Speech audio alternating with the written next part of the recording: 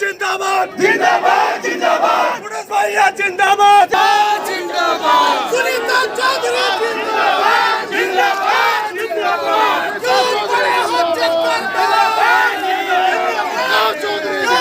आंसू पार्टी जिंदाबाद जिंदाबाद जिंदाबाद।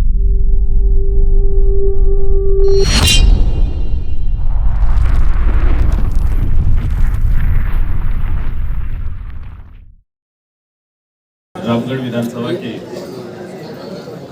उपचुनाव पर आजसू पार्टी भारतीय जनता पार्टी के संयुक्त उम्मीदवार के रूप में श्रीमती सुनीता चौधरी जी ने आज नामांकन भरा है। हम सभी इस उपचुनाव के महत्व को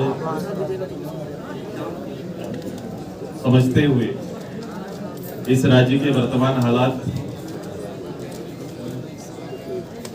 और वर्तमान राजनीतिक स्थिति की पूर्णतः समीक्षा और जनसंवाद के बाद ये उपचुनाव काफी महत्वपूर्ण है और हम सभी लोगों ने राज्य की भावना को इस उपचुनाव में केंद्रित करते हुए इस चुनाव को लड़ने का निर्णय लिया है। ये उपचुनाव 3 वर्ष के राज्य सरकार के वादा खिलाफी, भ्रष्टाचार,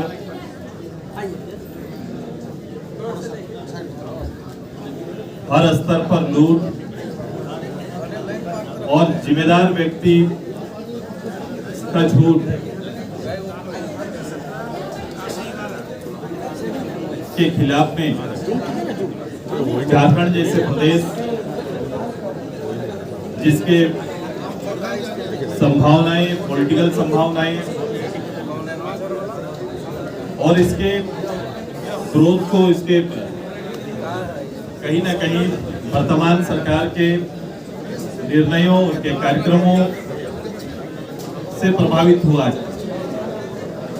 हमारी कोशिश है कि रामगढ़ के जनगण के साथ मिलकर, और हम ये भी मानते हैं कि ये चुनाव मात्र रामगढ़ का नहीं, रामगढ़ के माध्यम से पूरे प्रदेश का ये चुनाव होगा और पूरे प्रदेश के वर्तमान भावनाओं पर रामगढ़ के जनमानस के साथ मिलकर इस सरकार को वोट के माध्यम से जवाब देने का आह्वान हम लोग करेंगे और कार्यक्रम आगे चलाएंगे। इस सरकार के 3 साल के अंदर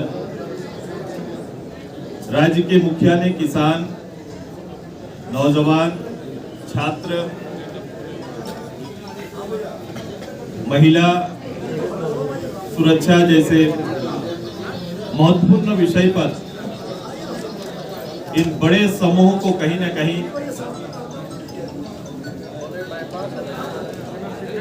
पीछे ढकेलने का, छात्रों के जीवन के साथ खिलवाड़, युवाओं के भविष्य के साथ खिलवाड़, महिलाओं की घटनाओं को आप लगातार देख रहे हैं कि भारत के मानचित्र में सबसे ज्यादा घटना महिला उत्पीड़न का अपने प्रदेश में इस सरकार के नेतृत्व में,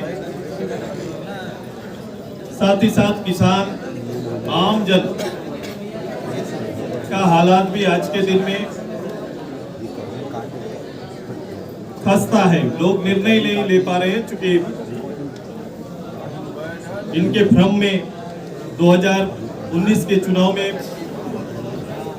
इस सरकार के वायदे भ्रम के रूप में आए और कहीं ना कहीं भ्रमित करके जो जनादेश प्राप्त किया था, झूठ के बुनियाद पर जो जनादेश था, आज कहीं ना कहीं 3 साल के अंदर लोगों के, आम जन के, आम मतदाताओं के समझ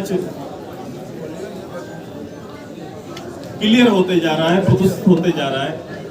लोग हर हालात को समझने लगे हैं और उसी का प्रतिफल है कि पूरे प्रदेश में कहीं ना कहीं न केवल उनकी सरकार, उनके लोग, बल्कि सीधे तौर पर उनके प्रतिनिधि भी प्रत्यक्ष रूप से अपने सरकार के खिलाफ में सामने आकर सरकार के वादा खिलाफी पर चर्चा कर रहे हैं, समारोह कर रहे हैं, कार्यक्रम चला रहे हैं। अब ये हालात को देखते हुए रामगढ़ एक ऐतिहासिक जगह है और यहाँ की जनता लगातार 20 साल तक किसी न किसी रूप से लंबे समय से इस गठबंधन के साथ भारतीय जनता पार्टी आजसू के साथ रही है, इन दलों को आशीर्वाद दिया है और हमने जनता के आशीर्वाद को कर्तव्य के रूप में निर्वहन किया है। और इसका प्रतिफल है कि जब रामगढ़ अनुमंडल से लेकर आज जिला, और एक समय ऐसा था कि योजना आयोग के सारे रिपोर्ट पर रामगढ़ अव्वल हुआ करता था। आज कहीं ना कहीं फीसदी है, पीछे चला गया इसका आंकड़ा। डेवलपमेंट के जितने 17 मानक हैं, कहीं ना कहीं सभी मानकों पर रामगढ़ पीछे चला गया है। अब इस बार फिर से ये झारखंड को नई दिशा देने के लिए रामगढ़ का जनमत इस गठबंधन को प्राप्त होगा, हमारे संगठन को, हमारे संयुक्त अभियान को प्राप्त होगा और हम विजयी होंगे।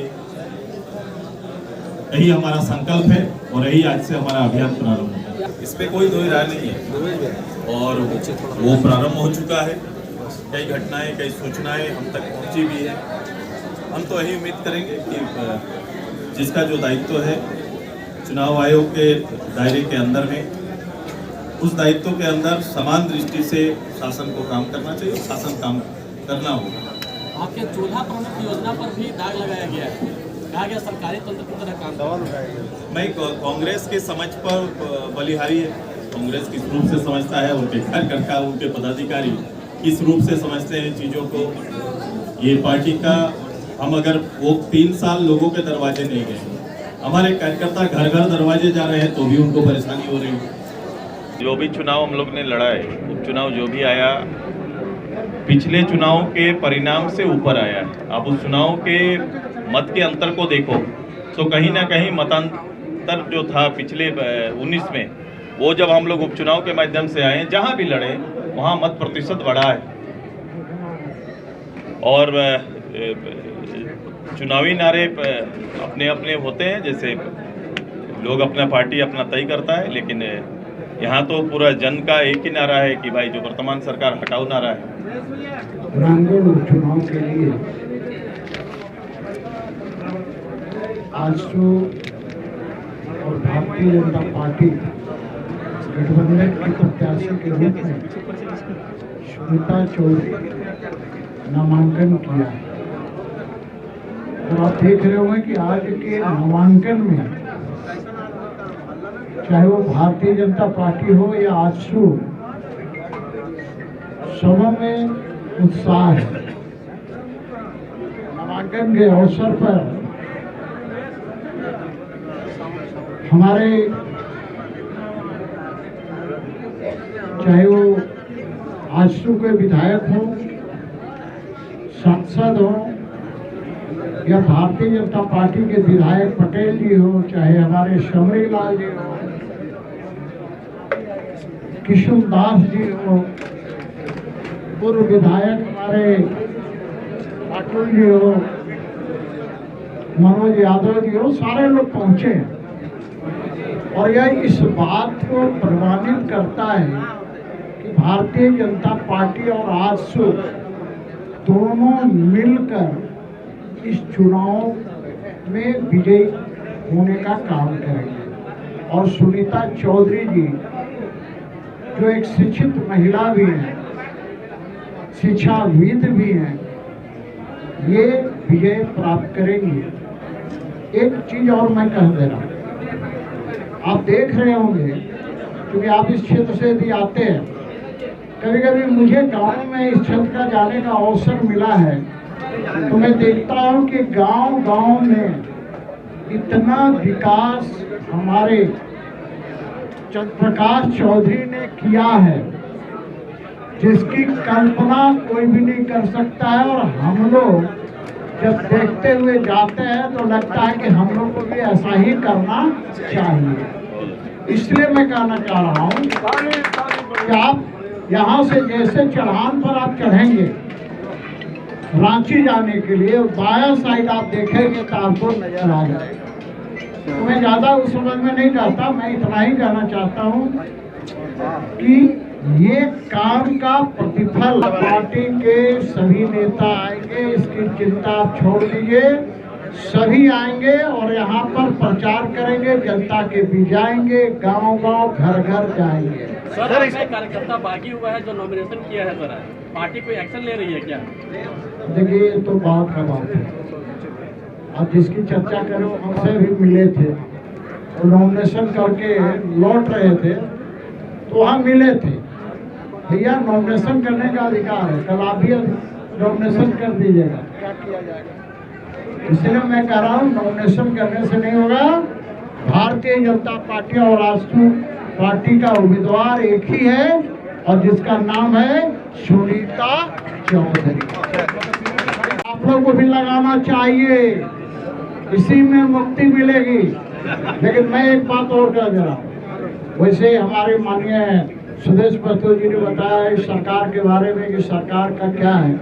हाँ, एक चीज है, सरकार की उपलब्धि इतनी जरूर है कि 3 साल के शासन काल में इस झारखंड को 30 साल पीछे ढकेल दिया, यानी ले जाने का काम किया है। इसलिए जनता ये खोखले वायदे, झूठे वायदे, गुमराह करने वाली नीति से गुमराह नहीं होने वाली है और समय आने पर जनता उसका समुचित जवाब देगी। धन्यवाद।